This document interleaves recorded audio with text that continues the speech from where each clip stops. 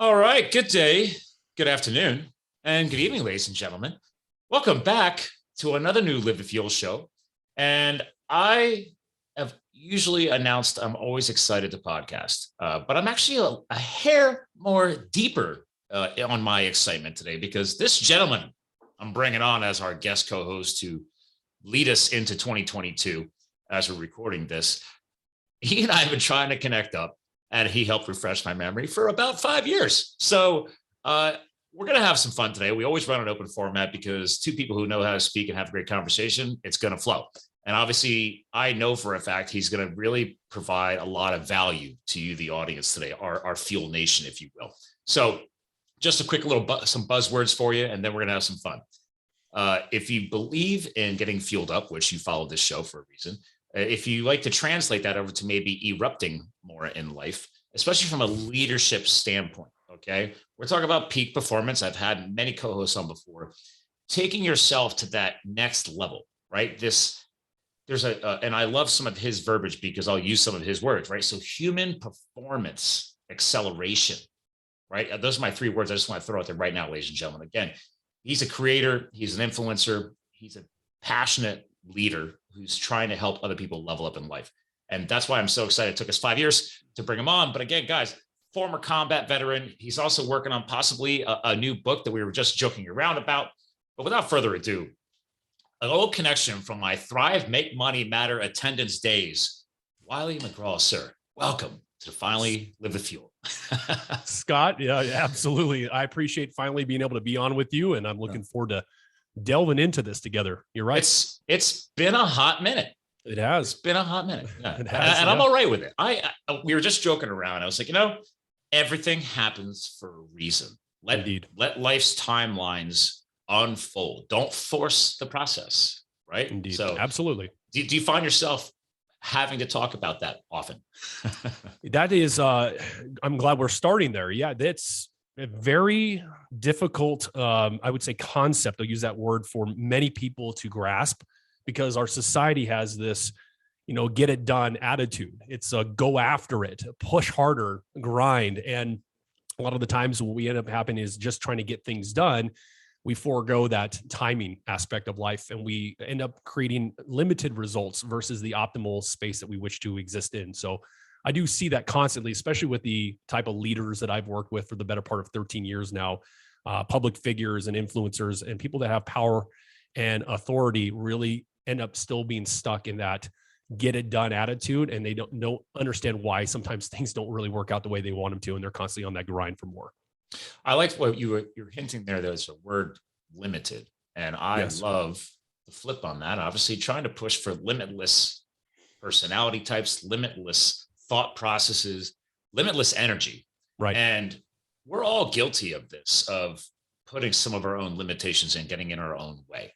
And that's what I remember about you to this day, even though you and I have not literally connected in 5 years. That's all right. I remember the energy exchange between you and I in San Diego. It was at the Thrive, Make Money Matter with Cole Hatter and his lovely wife, Sonia, and all hundreds, if not thousands, I believe, of other people either already reaching those levels of peak performance or hoping to get to the next level over that weekend. And that has been an annual thing. Actually, I heard this year this was the last year, I think, for Thrive, Make Money Matter. I'm not too, I would say, privy to it right now. I was actually brought to that. It's interesting we met. I was brought to that conference because I had worked with one of Jack Canfield's close friends. And he said, hey, I want you to meet Jack when you get a chance. So go to this event. He's in town. And I'd happen to have a condo downtown San Diego. So I just walked across the street, just randomly showed up. Not a bad problem to have. Not a bad problem. Not at all. And you and I just clicked right there. I think that's when in that lobby we met. And of course, I ended up talking to Jack later, but it was no accident, I think, for you and I to have that. And honestly, if somebody said, hey, man, could you swing by this event so you can say hi to Jack? And I'm like, because I'm very familiar with, again, ladies and gentlemen, if you're not familiar with Jack Canfield, we're talking about years of leadership influencing, many books, many public speaking, just Jack Canfield.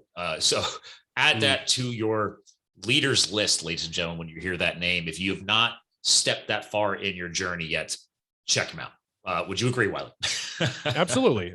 There's so much value that he does provide. And that's why Again, my work is all about optimization, and I'm here to optimize leaders, and people of that caliber are looking to take their game to the next level too. They're looking for resources that keep them on the cutting edge of their life and business.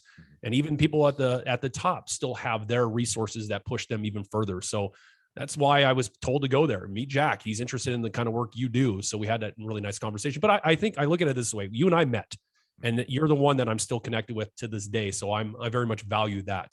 And I'm happy that we're here now. Well, and then we were just joking around. So I didn't realize a lot has happened in 5 years, right? So sure. I'm now married. You were already married. Yes.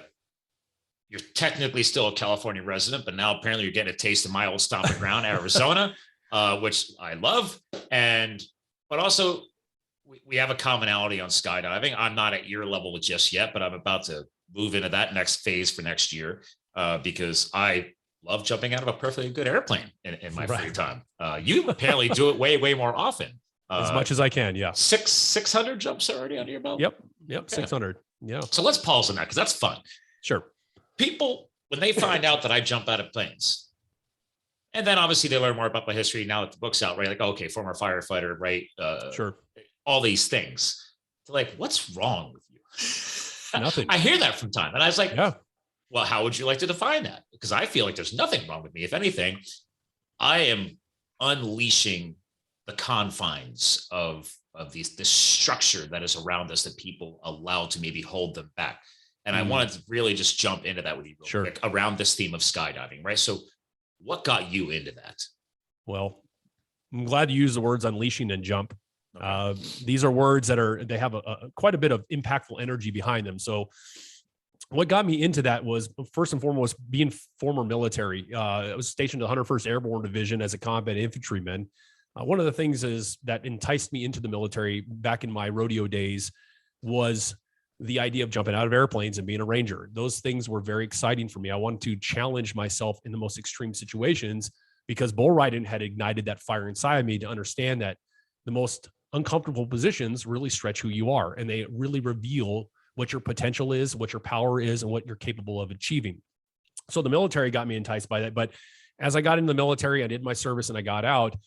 Life, happens for you, and you go out and you pursue certain aspects of what is showing up. Like for me, it was about self-mastery and discovering more of who I was first.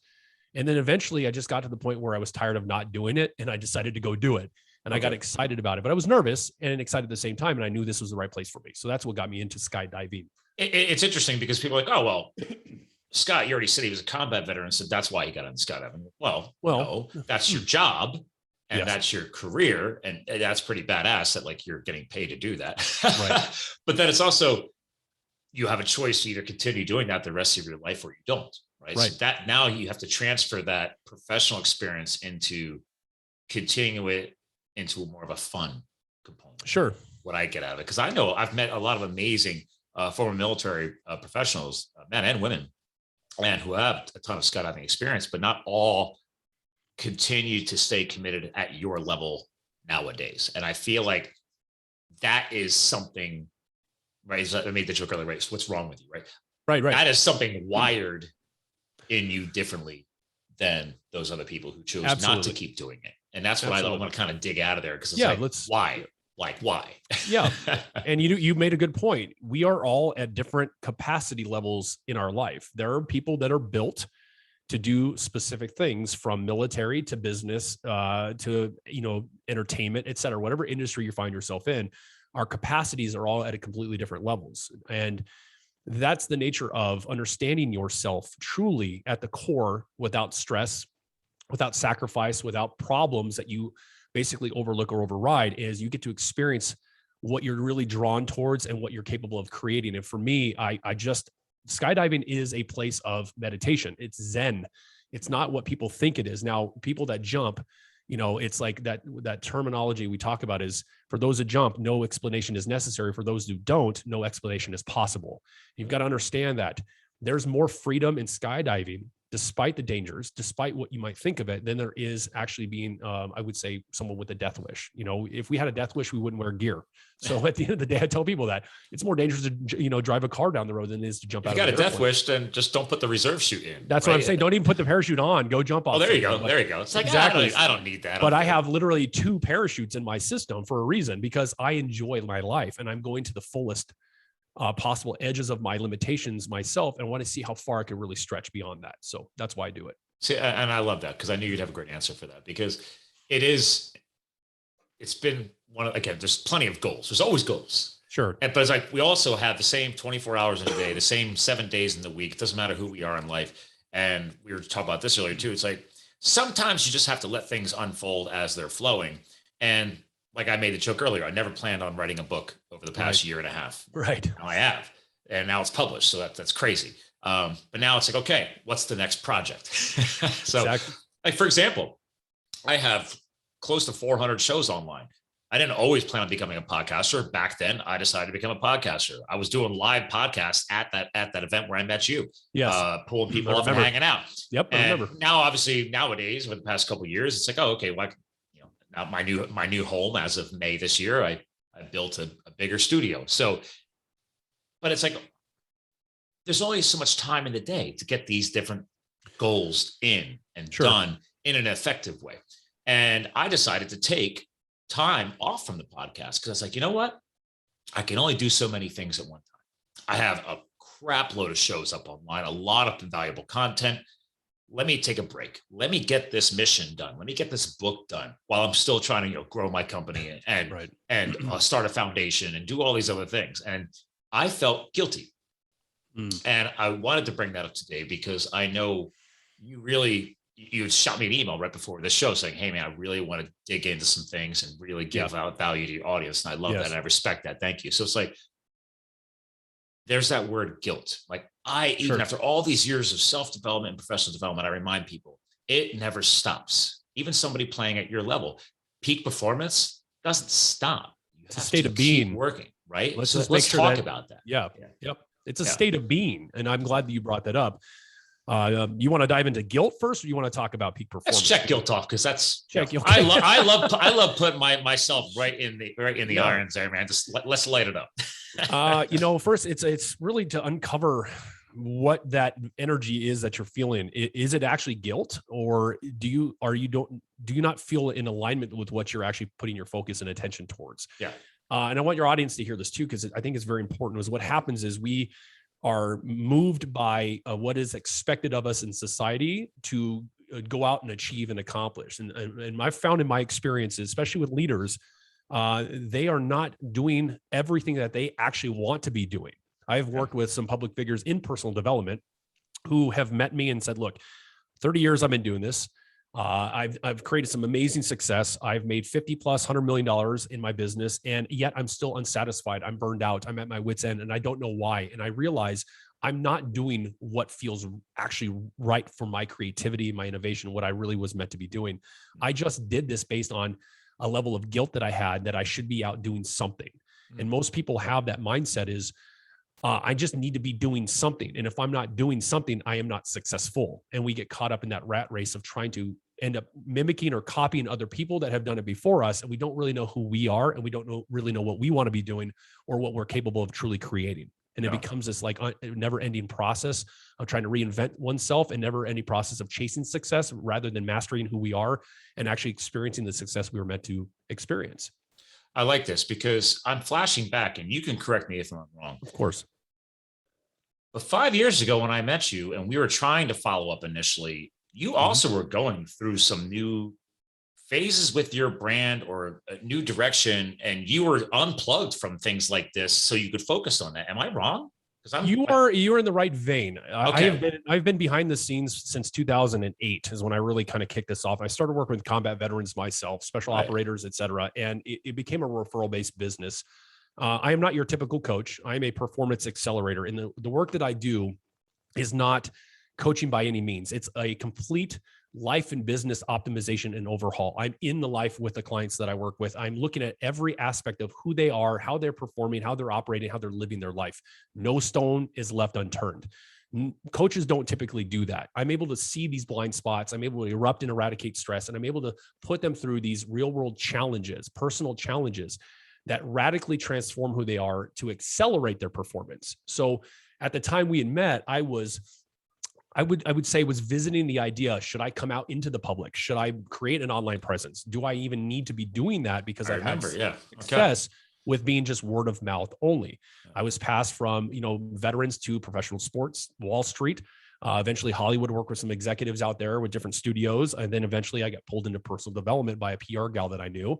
Screen share while you're saying this, because your website's awesome, by the way. No problem. Thank you, brother. Yeah, there we go. Yep. CEOs, executives, entrepreneurs, athletes, public figures. Yep. And even now we're kind of tweaking a little bit of that too, because really I want people to understand when they even come to this website is it's really a life and business optimization for these people. These are people who have gotten to this level of success, but are still looking for more. They're still feeling unsatisfied and unfulfilled. These are the common themes that I've noticed in my work for 13 years is even though the most powerful people have what we see on the surface as the success, behind the scenes, they are still suffering in silence. There's still unresolved stress that they're dealing with, things that occupy space, and they don't really feel that they are as optimized or as powerful as they could be. That's why they find me. That's why they do the work that they do with me. It's the proverbial Navy SEAL training equivalent to high performance and leadership development, because only, like you said earlier, there are only a certain amount of people in this world that are built to have the capacity that can appreciate those real personal challenges that push them to their limits and beyond. Not everybody wants that. So I appeal to those people in my work. And then to kind of go back to what you asked, at the time, that's why I was in the world that I was walking around meeting people, because I wanted to feel into whether or not I should, given the nature of my work, come out into the public. And after the pandemic, that kind of made sense for us. That was the timing that said, now you should come out. And then I had some past clients going, Wylie, how do I even talk about what you do? It's so uniquely different. I'm trying to explain to my friends and my colleagues why they see me completely different and why they see my ongoing success the way it is. And I tell them about you, but they want to know more about you. So this is why now, Scott, we're out in a public eye now and doing this. And it makes perfect sense, because I remind people all the time from a branding and a marketing standpoint, because I'm a geek about that, is if you have a great reputation, all you have to do is maintain it. And then from a marketing and cost perspective, it's like, if you have a great reputation and you already have great word of mouth and an internal private referral process, absolutely, why change, right? Because it's very cost effective. People are already pre-qualifying people for you because they get you, they already work with you, right? So, and you're not having to do a lot of this extra hoopla. But to your point, as industry shifts or worldwide things happen that changes how we do things, that, like you said, you had the time, you thought about, it's like, all right, let's make a shift. Let's flip a switch and see what's going to happen when I flip it out more externally. So, and that's the thing, is what we ended up doing too, is like what I'm doing with you right now. Back before the pandemic, I was being invited to conferences, high level masterminds, private parties, say, this is the guy that I've been working with. He's got a network of experts that work in tandem with him. Unbelievable acceleration. I get in, and then I get you to where you want to go, and I get out. And they said, we love that. We love that we get to where we want to go now. We accrete the results we want to have. We don't have to spend years and years with another coach and wasting more money and more time trying to get there. So eventually it just got to the point where this makes sense. And now I'm on these podcasts. I'm sharing in conversation like this organically with people like you. Hey, look, if you really want to radically transform yourself and really take your game to the next level, it's out there. Here's the philosophies. Here's the insights you need to hear. Here's the challenges you need to face and the way in which you stretch your capacity.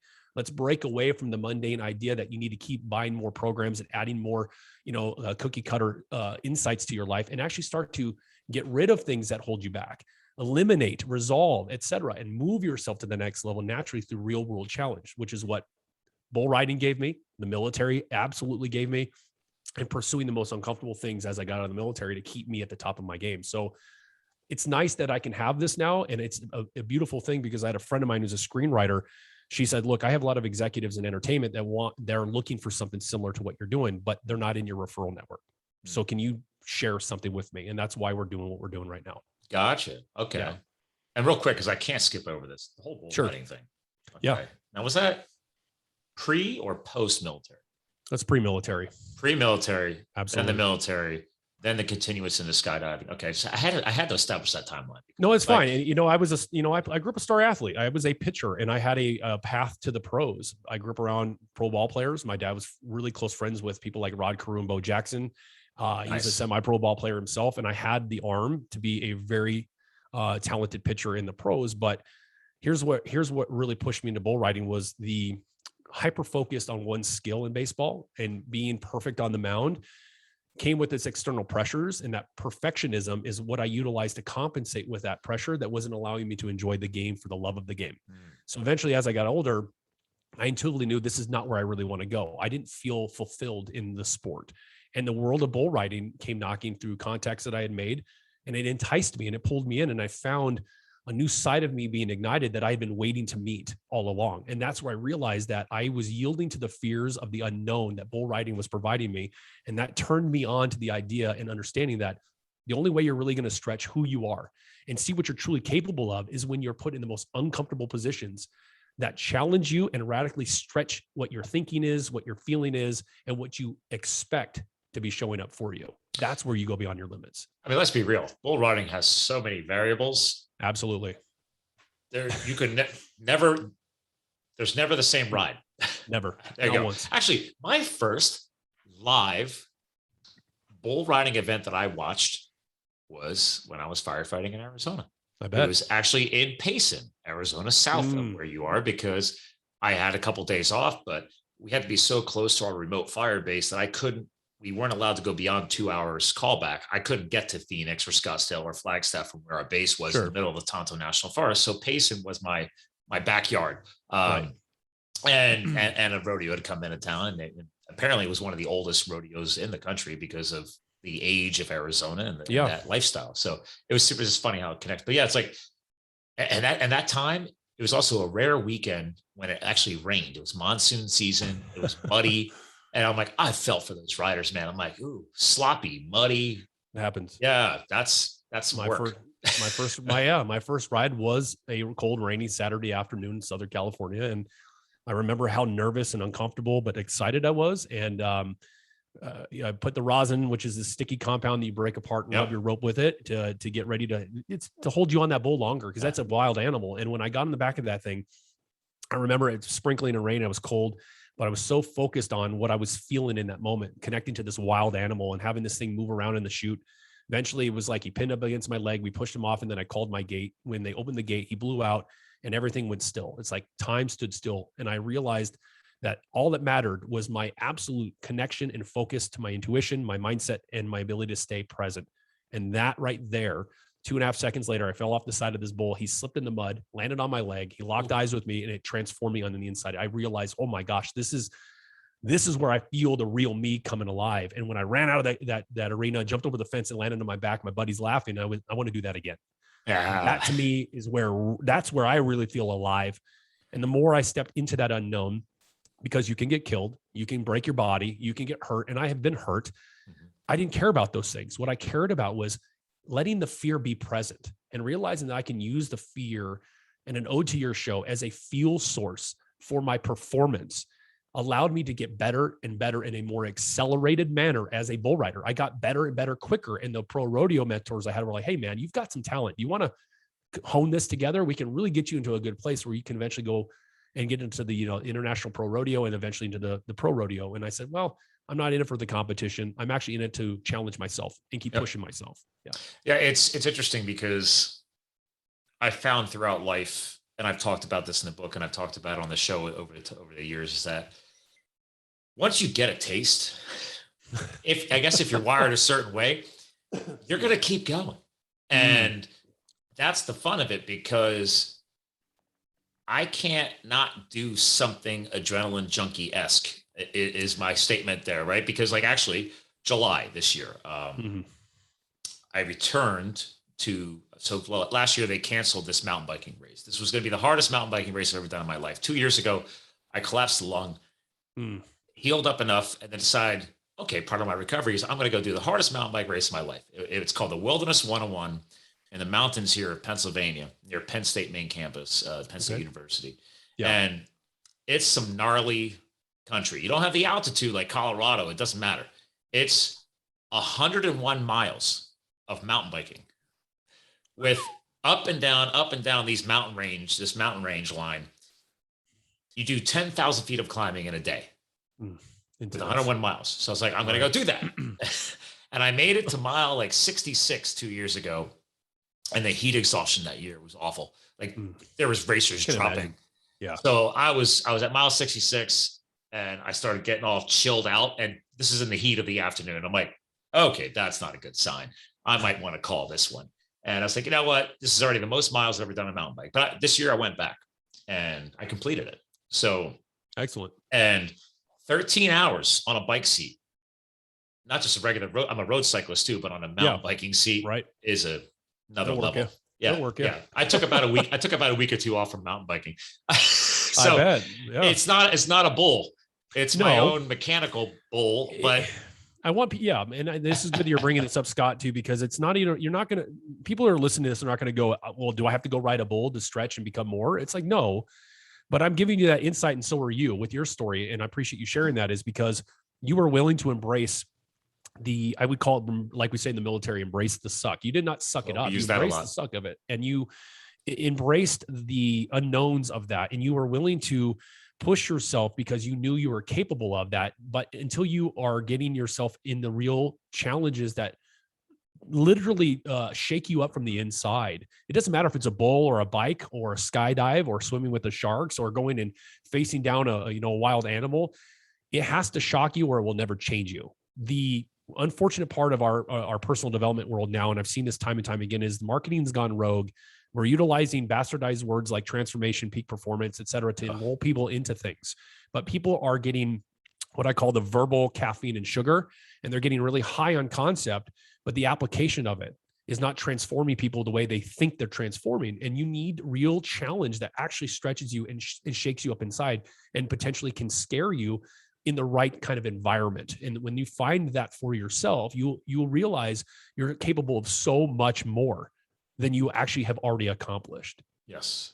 I love this because you said something earlier, and this is actually going to full loop it. I know you'll appreciate this. You were saying about how people can get too far into the weeds on all these personal and professional development books and videos, or you're going to events like Thrive, and you come out of these things high, like fired up. Yeah, right.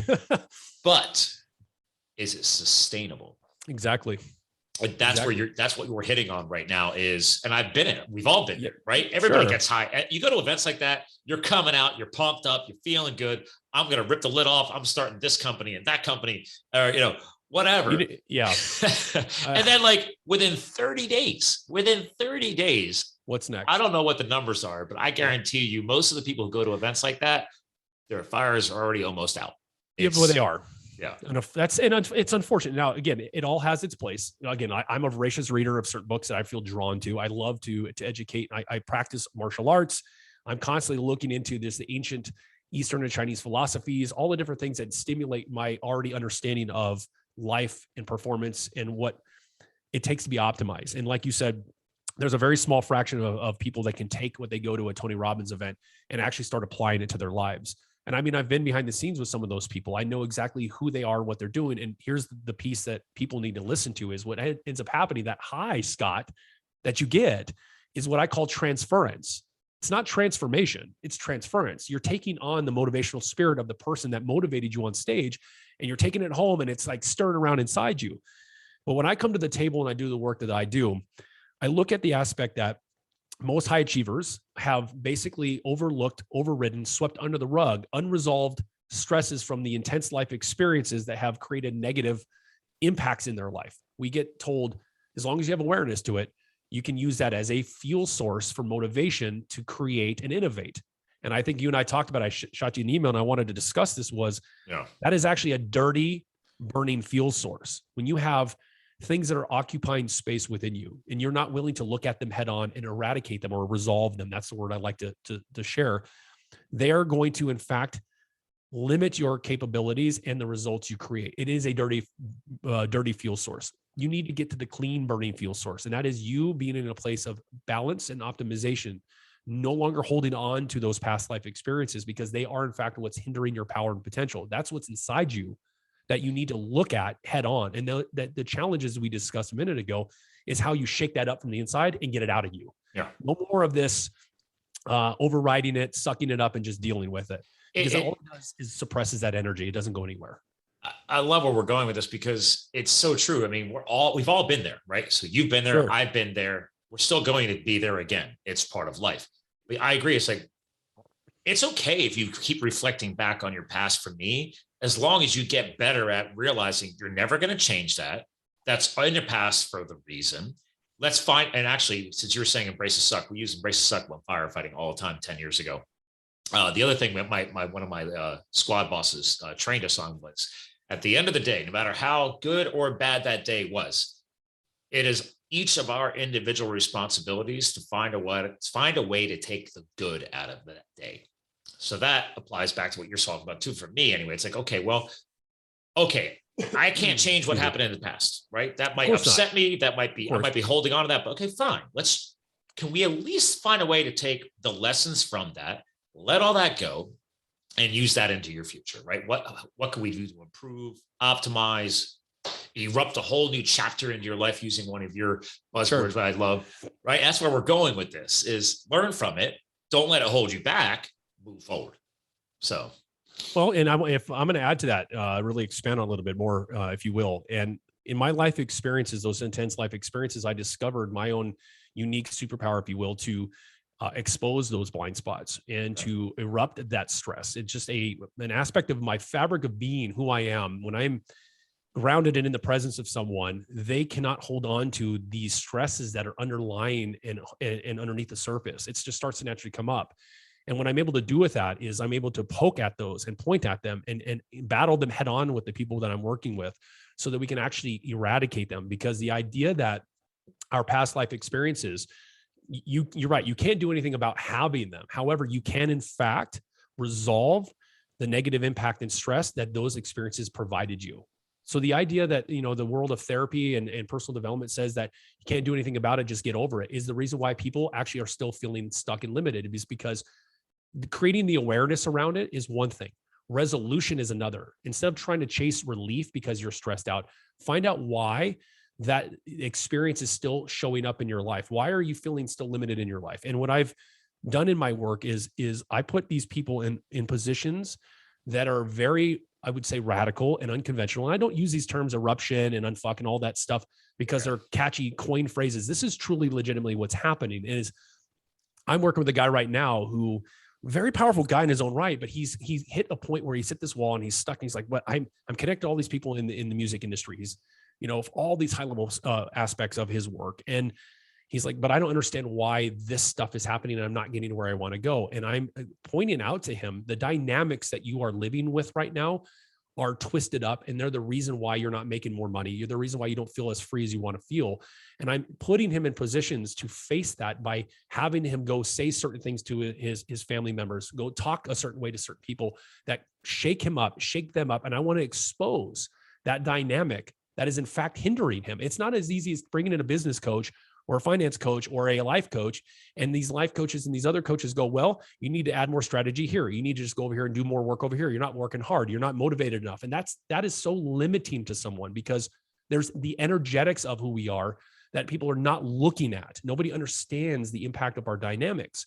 So when I'm talking about that with you, to expand on what you said, is can't do anything about it, but you can in fact do something about the stress itself, because that stress itself is what's holding you back.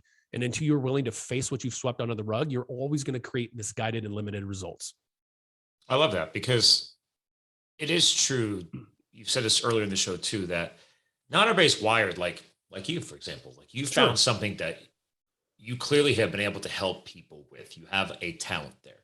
And I actually remind people all the time too, and I love how you were clarifying the differences between coaching, air quotes for people listening to me, not watching the video, the coaches versus development people versus trainers versus, whatever buzzwords are being used right in the marketing world.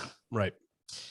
But I truly do believe that, like when I decided to, I'm the first person in my family to go through, and I hate to use the term higher education because I have a lot of respect for people in the blue collar trades. Again, absolutely, that are banking some serious dough. and they don't have a college degree. So, but anyway, for some reason, I decided, hey, I'm going to go pay for my own education. I did all that. The biggest thing I took out of all that was actually the psychology that I got to study. I ended up doing a dual major in psychology and marketing. And I, to this day, could care less what they try to teach me about business, because it doesn't apply. You got to put in the hustle. You got to learn. You got to surround yourself with people better than you, all of that, et cetera, et cetera, et cetera. But the psychology, the mindset work, finding people that pull that out of you, that's a big missing link in a lot of people right now. And that I've tried helping and working with, and it's not even the core of what I do, but sometimes I'm good. I could connect with a guy. I've a few people clients wise that I've helped for the marketing and their branding, but we've connected very well mentally, and not at your level. No, it's okay. Yeah, I get what you're saying. But pulling that out, being able to actively listen, being able to recognize certain attributes that they're literally holding themselves back. They have their own roadblocks up, their own speed bumps, if you will. And it's just helping put that in front of their faces or in front of their eyes. It's like, guys, it's okay. Yeah. We can work. Let's break these things down. Right. And, I'm glad you brought up mindset. And that's the other thing. The world that we live in, right, especially in the West. So I practice ancient Chinese martial arts, a secret form of it. And my teacher that I work with one-on-one shares with me years ago. He says, Wylie, he goes, unfortunately, he comes from a very specific lineage of the Chinese dynasties. And he says, look, unfortunately in the West, we have what's called the Western anatomical thinking. Everything is very mechanical. It's very mind oriented, very black and white, very rigid. Our first response to challenge that feels very uncomfortable is to push up against it versus just receiving that quote attack, if you will. And in the martial art I practice, Scott, it's all about letting the attack happen and letting the right response present itself, and realizing that we are so wrapped up in our own heads, we have disconnected from the rest of who we are. We have basically shunned the idea that we are intuitive. We have shunned the idea that our emotions have power and information to us. We compartmentalize ourselves. We say these emotions, because they don't feel good or bad, and these or negative, that's the term I hear all the time, is negative emotions. And then these emotions over here are the only ones we should accept in society, the only ones we should actually try to achieve. And I keep pushing, I would say naturally through that with people to understand that our intuitive side, the emotions we carry, all have power and impact in who we are and how we perform. It's not just your mind. Our mind gets overworked. We get caught up in our own thinking, and then we still limit ourselves because we feel that what we are thinking is the priority, and what else comes out of that is unnecessary, which is why you hear people say, nobody cares about your feelings, bro. And it's like, well, wait a minute. What is the context in which that's happening? So maybe in the emotions you're having right now, there's a lot of information. If you give yourself permission to tactically identify why you're angry, why you're frustrated, why you're irritated, and let the information that feeling or emotion is trying to provide you be an asset or another fuel source to move you down the road even further, even faster. So I love that you brought up mindset, because that's a key, that's a big part of it. Mind has a lot of power, but when you can allow yourself to tap into those inner workings of who you are, your intuition, let your emotions be where they're at, and then move through them because you're able to accept and appreciate they're there for a reason. There's so much more can be unleashed from you.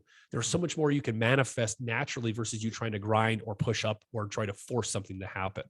I love that, because I love what you hit on here, because people are, I got to find a way to get to more positive mindset. And I'm guilty of this. I say that all the time, but I like where you went there, because just because there's something negative happening doesn't mean we ignore that or we try and push past that. It's like, oh, I can't allow this negative energy in. Sure.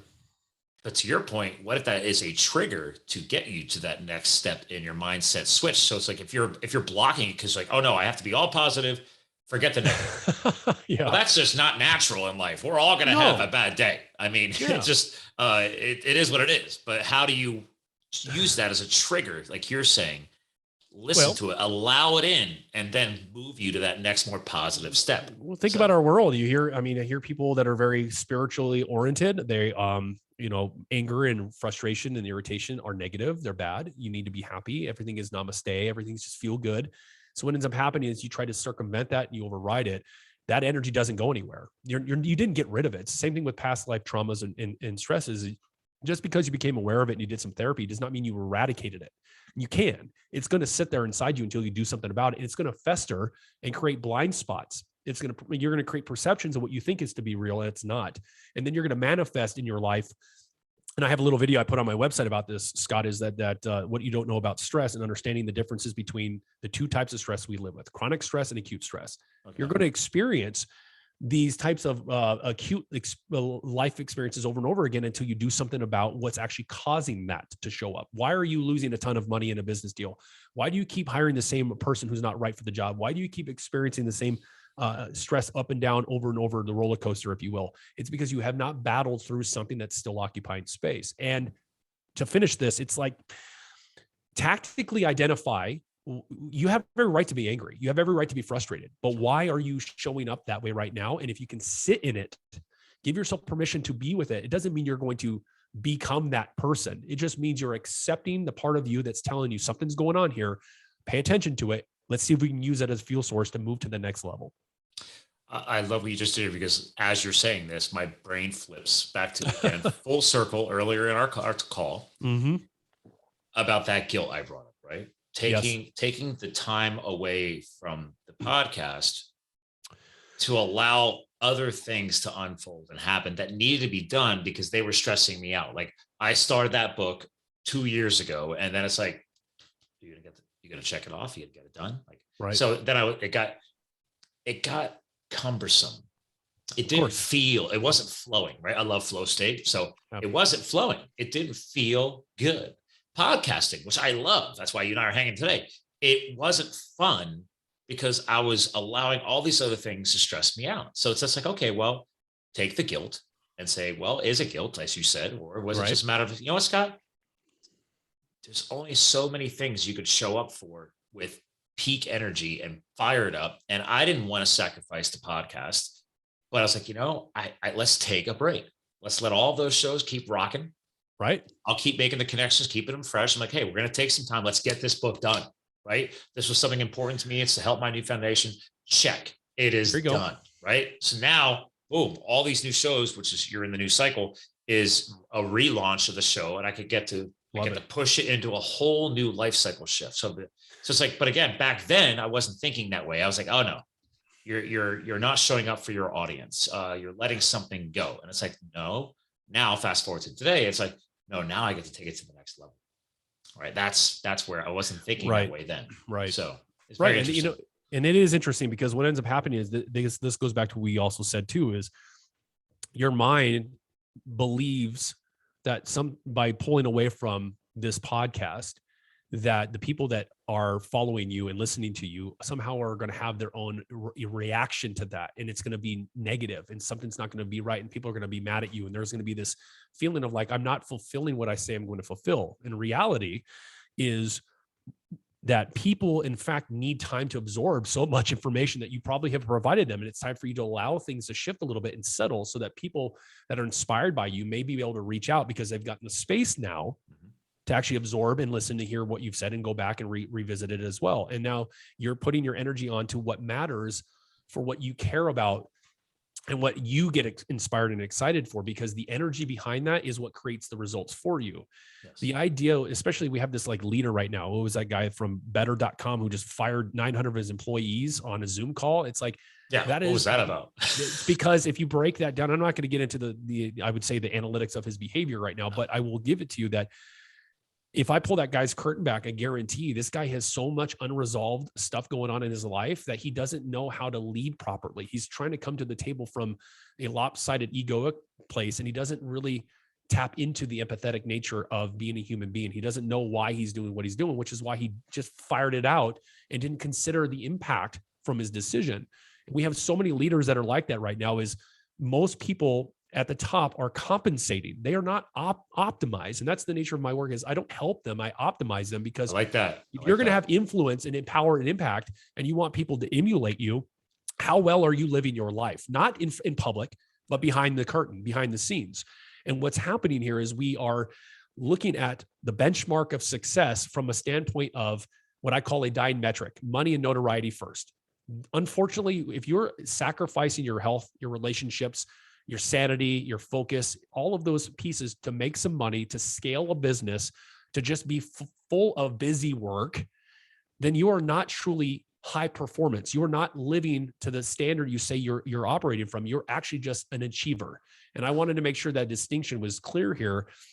Is we have a misnomer around what it takes to be a high performer. We have people using that title, but if you look at their lives, you're like, well, your life is in turmoil, and you're just because you're capable of getting something done, making money, and creating does not mean you're a high performer. It just means you're a high achiever. Yeah. When you can step into the world of balance and you can look at your life from all angles and you can become optimized and become the man or woman you want to be, that people are inspired by because of how well you're living your life, that is high performance. Yes, I agree with this. And I love you hit on a couple of things. One was health, because again, the tagline for the show is we fuel your health, your business, your lifestyle. Absolutely. Well, they all need to work together, right? You can't show up for a skydive and say, you know what, for the past 6 months, I'm just going to stop taking care of my mindset. I'm going to stop taking care of my physical body. Yep. I'm going to say, forget the kitchen.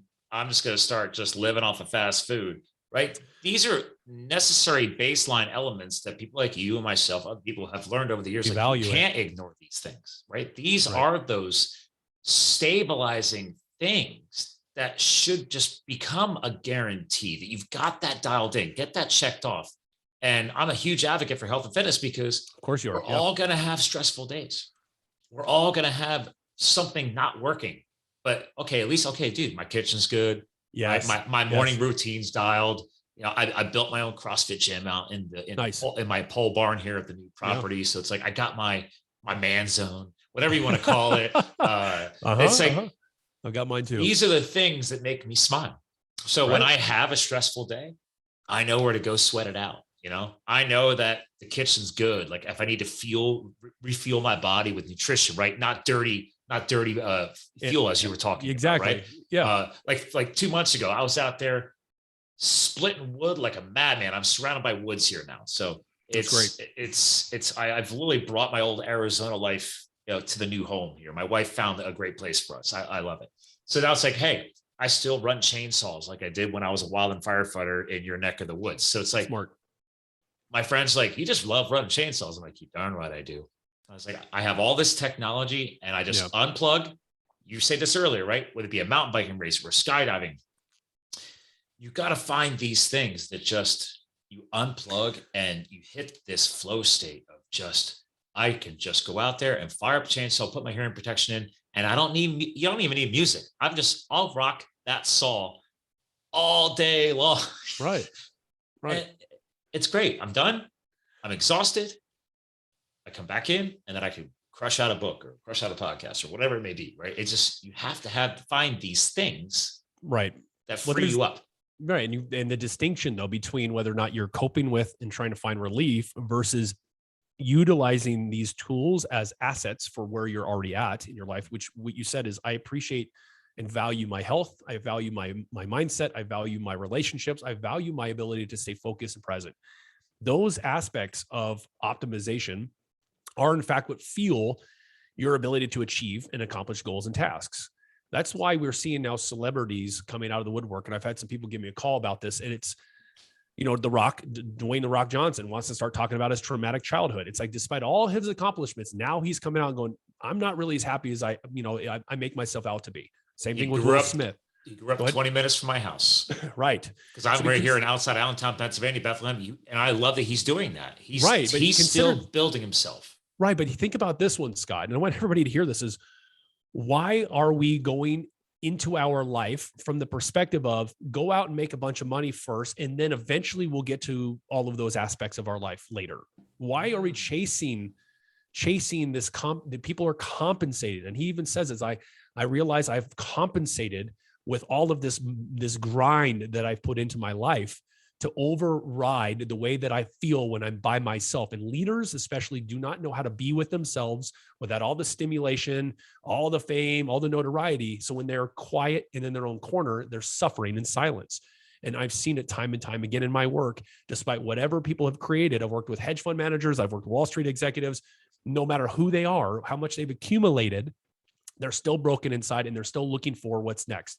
They're still looking for that peace. They're still longing for a sense of satisfaction with their success. And they're willing at this point to go, I'm willing to do whatever it takes. I'm willing to be pushed beyond my limits. I'm willing to be stretched. I'm willing to face my truth. And I'm saying to people out there that this appeals to is It's available to you. You just have to be willing to jump. That's all. And so many things are resonating. And by the way, you got a couple of minutes because I know we're approaching the top. I'm here, man. Here, I gave myself extra time for you, brother. I always do that. So I'm yours. And I have to tie it back and forth because it's still such an exciting project. I hope you get the book, and I really would value your feedback. Of course. Not just because it's a charitable project, but I talk about vulnerability in the book because I did one of the most dangerous, again, you did one of the most dangerous jobs on this planet. I did one of the most dangerous jobs. I didn't even know how dangerous it was until my buddy gave me the data on it. I'm like, oh, I was like, well, I've already done it, so it doesn't change anything. But apparently I was in the top 5 most dangerous jobs in the world. I'm like, oh, okay. Yep. I had no clue. I didn't care. I just wanted to go do something that looked like it was hard and would beat me up. There you go. But then, there's these things like, oh, now you think maybe you're a tough guy, or there was walls that were already up emotionally for years. And then I just used the firefighting as an excuse to continue those walls because, I can't allow somebody close to me. I can't be dating, yada, yada, yada. I don't want to deal with that. There it emotion. That's the word.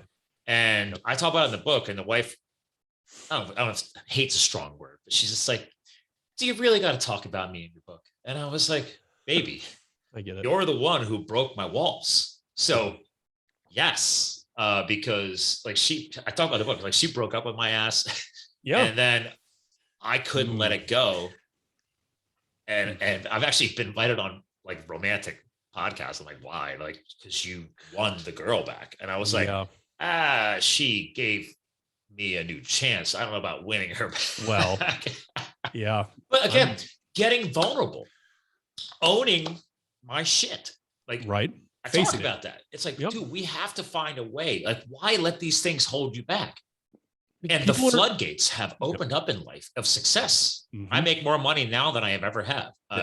In the past 2 years, there's been a massive growth. And I'm like, is that because of that? I don't know. Probably. Right. Yes. Because yes. I had issues with, like, she comes from very successfully educated money management protocols where my upbringing we had massive differences, and I was letting that hold us back. I'm like, why is that her fault that she was brought up differently and learned the power of how to make money work for you? Now I know all those things thanks to letting her into my life, and yada, yada, yada. All these things, get vulnerable. Let this stuff happen. To your point, if I would have kept fighting that, I wouldn't be here with you today. Right. Scott, thank you for that. And this is such a good, oh my goodness. You said a couple of things that I really want to touch on. Is you're right. The dynamic between you and your wife had a massive impact on your ability to succeed to the level you are now. Here's why. What ended up happening was, if she dumped you, as you said, what she did was she broke the energy between you two. She pulled away because it wasn't working with the way that you were operating with each other. So she had to pull herself out of the equation to radically shake you up so that you could de-stress, if you will, or resolve whatever's going on, shift your focus, shift your mindset, and really approach things from a different way of looking at life. And that's why it naturally then came back together. Here's the reason why people don't want to do that, is because they're afraid of facing that kind of truth. They are afraid of how uncomfortable that will actually be to do something so radical and different. It's uncomfortable. Exactly. But I had a client who was another Wall Street kind of guy. His wife was a banker. Okay. So at the end of the day, they were on vacation, and I had to tell him there was so much, I would say, dysfunction in their dynamic that was causing the problems they weren't looking at. They didn't understand, why is this not working out? And I said, this is the reason why. They're like, I don't want to go there. What I ended up doing is having this guy literally leave his wife in Hawaii. He got on a plane and left her. And I know that sounds crazy, but what he did was he left her and came home so he can go back to his work and focus on the project he was at his business. She got mad for a minute, and then she started to, I would say, erupt and started to resolve. And so look at these things and why they were going on. And what ended up happening was, when she came back, the whole perspective of the relationship shifted.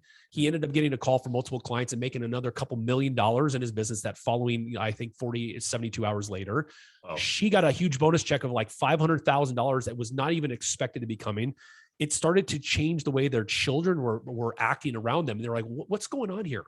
It's because these are the things people don't want to look at. People are scared to face their truth. And you said it, vulnerability comes when you are willing to look at your own shit, when you're willing to face your own truth. And when you get people to the most vulnerable state, you get the real rawest version of them. And I always say this, Scott, I think you're going to like this. I think your audience is going to like this as well, is you only truly know who someone is when you fight them.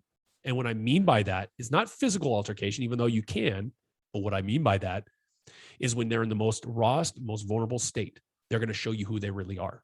And everybody likes to put out their best foot forward. They put on a facade because our society thinks this is what I'm supposed to do. This is how I'm supposed to show up.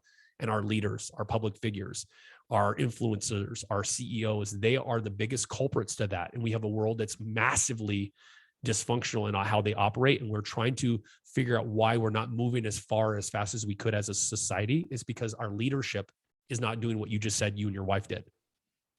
They're afraid to get real.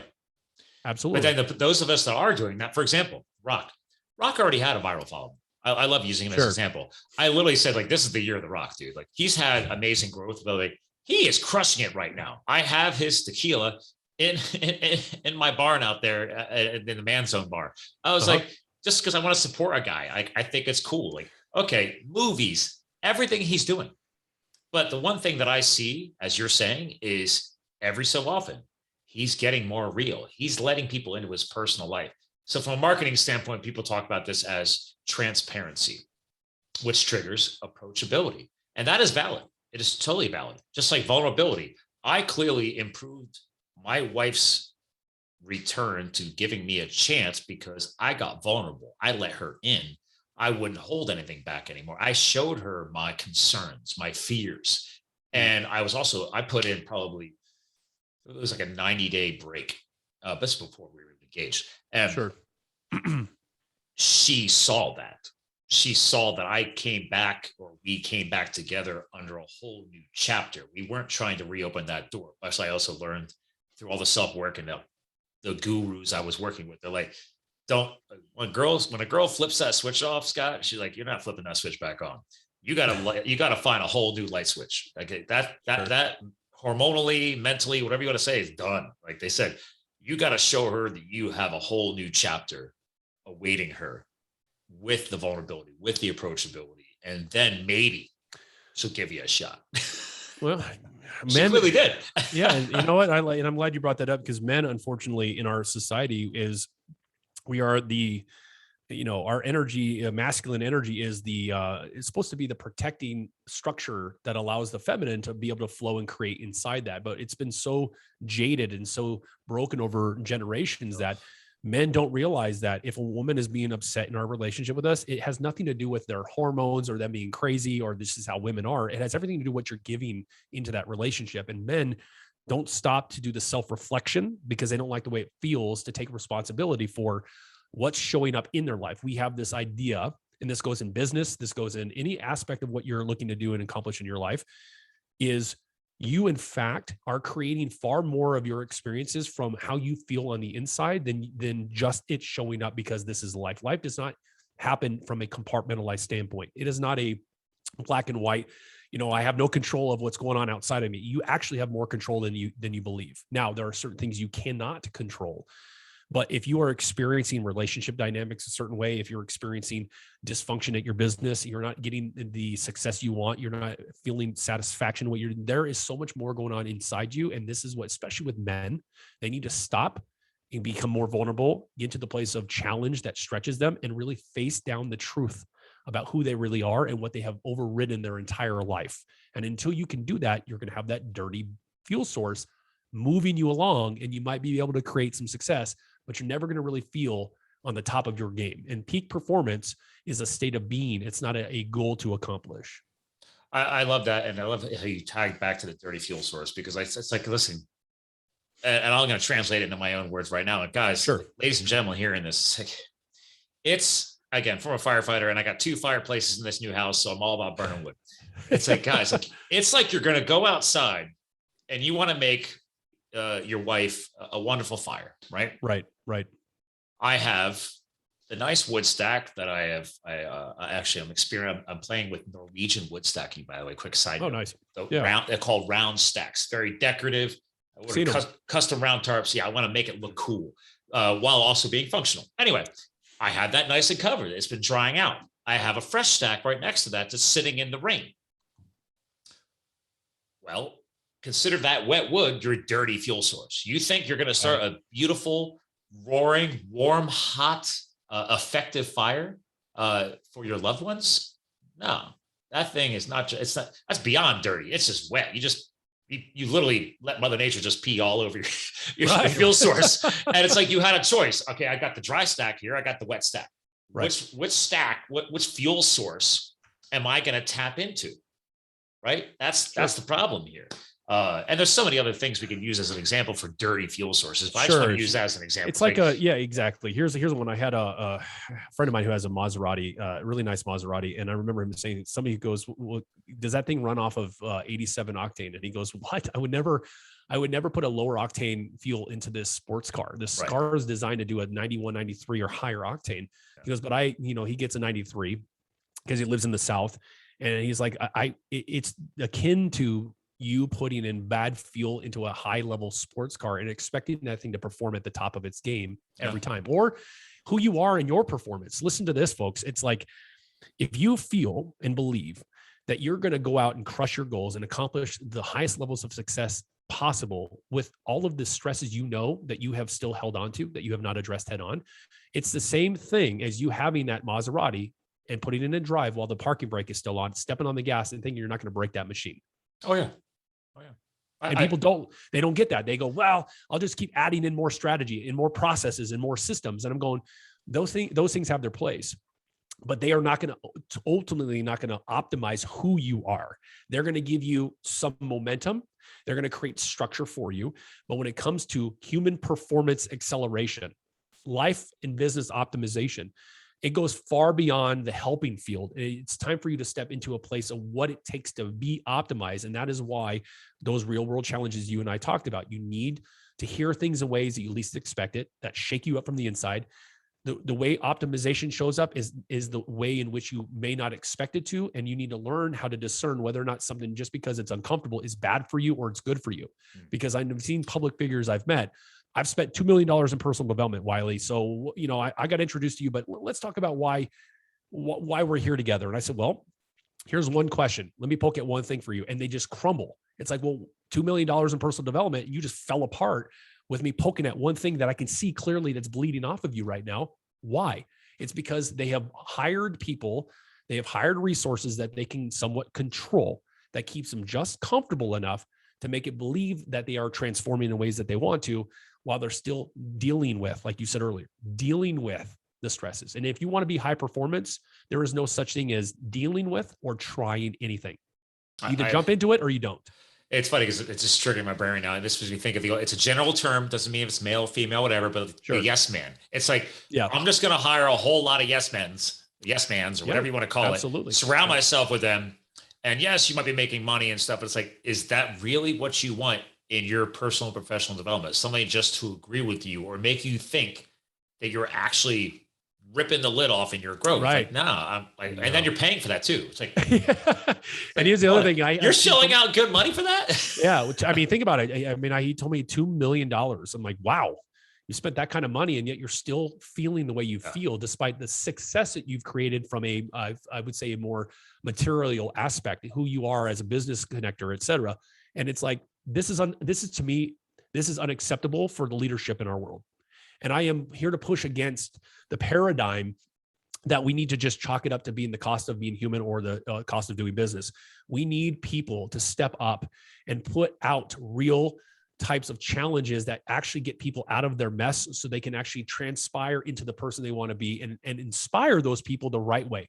You trying to and I have a paper that's called we're changing the title, but helping versus optimizing. It talks about the differences between the helping industry and what it takes to be optimized and why people are chasing success and performance versus just mastering who they are and experiencing it right now. And you can in fact get there now, but you have to be built and be ready to appreciate the types of challenges that it takes to get there. I just love what we've hit on tonight, or today, I should say, whatever time of day it is. Me too. Because again, while you're talking, I'm just thinking from my audience, I'm like, guys, really need to start embracing the suck more. And you know what? It really is. Scott, and if I can, buddy, and I'm glad you said that, there's a difference between sucking it up and embracing the suck. I want everybody to hear that. Stop sucking it up. The idea, especially men, we're taught to suck it up and get over it. Well, guess what? Do you think that goes somewhere, that doesn't hinder your potential, doesn't hold you back, doesn't mess with your thinking, doesn't create blind spots in your perception of what's going on around you? Embracing the suck is a completely different energy. When I was in the military as a combat infantryman, I learned how to embrace the suck of the environment, but it did not transform me into somebody who was sucking it up and just trying to deal with it. We learned how to utilize our inner volatility to maximize our performance externally so that we can complete our missions and get home alive. And that is what it takes in business success, in your ability to be an entrepreneur, a CEO, a leader, et cetera, is looking at the differences and understanding that the more that you try to suck things up, the more hindered you will become. And the more you're going to be left on the path of trying to figure things out versus actually getting to where you want to go. I love that, because it also, on that point, while you're embracing the suck, not sucking it up. Right. And I know you being former military, and also for me, because a lot of our protocols serving as an elite hotshot came from you guys. It was like, because I was like, I was chased in high school to go be in all the branches. Like took those old ASVAB tests. I scored like top of the class. Yeah. My whole summer when I was a kid was being called by every branch. Apparently I was smart enough. I don't know. But I was like, I don't want to go work for the military and have somebody tell me what to do. And then fast forward, decades later, I leave the corporate world to go be a firefighter. And I go and try to be one of the elite firefighters. And then it is so militarized. Yeah. Serving as a hotshot. But the one thing I'm hitting at here is that when you end your day, we're not just taking the good out of the day. Part of that process was we would then debrief. We would reflect on, guys, what worked today? Why did we lose that division? If we're to go back in on a night command tonight, what are we doing differently? What are we doing tomorrow? How are we to get ourselves in there safer and out of there safer? There was always a daily debrief. You had to learn from this. You couldn't just say, oh, well, we'll do better tomorrow. Yeah. And, I know everybody knows, I think most people know who Jocko Willink is. And love Jocko. Listen to his podcast every day. Yeah. And I met Jocko through Dave Asprey years ago. And I remember Jocko and I talked for a few minutes, but great personality. He's a great guy. And he's obviously one of the most decorated Navy SEALs, and just all around has leadership capabilities that he works to instill in people, and realize that the leadership is what affects everything underneath it. And when you have leaders that are unresolved, that are not optimized, that are trying to operate from their own rigid mindset, they're operating from a place of stress and compensation, you're going to have decisions that kill people or hinder people or lose deals or slow down progress. And people in society, they fail to realize, and this is the thing I see constantly as I look, I don't follow people, but I pay attention to people. And I watch the blind spots because that's my gift. I can see that in people's performance. I know where to poke to really kind of get that stuff eradicated and moved. Is that people are inspired by these big name public figures because of, some of the creation and some of the success and what they're able to do. But we're watching these billionaires, we're watching politicians, we're watching CEOs battle each other, say things that are just like, there's no couth to it. There's no class. We've lost civility. And we go, I want to be like that. Well, why do you want to be like that? Don't you realize that is actually, they're going to transfer to you their limitations as well as their successes. Yes. Who are you without your stresses? Who are you when you are alone? Who are you and how you live your life? Performance has everything to do with who you are in relationship to yourself. What you're able to accomplish has everything to do with where you're at in that level of performance. So you're, as a hotshot, you are literally expected to operate from this level of peak performance. That's why you have the ability to go back and reflect on the truth of the dynamics that you were all in, because that's a close brotherhood. Same thing in the military. When I went to Afghanistan, it was my second tour. That's where I really started to understand my ability to see those blind spots. And when I started leading my own men, I was able to accomplish tasks much quicker, much more efficiently, and have my team, my small, infantry mortar team, be able to provide all of that information simultaneously so that we can in fact perform way better than if you were just to try to approach it from the standpoint of do what I tell you to do. And that's the end of the story. Yep.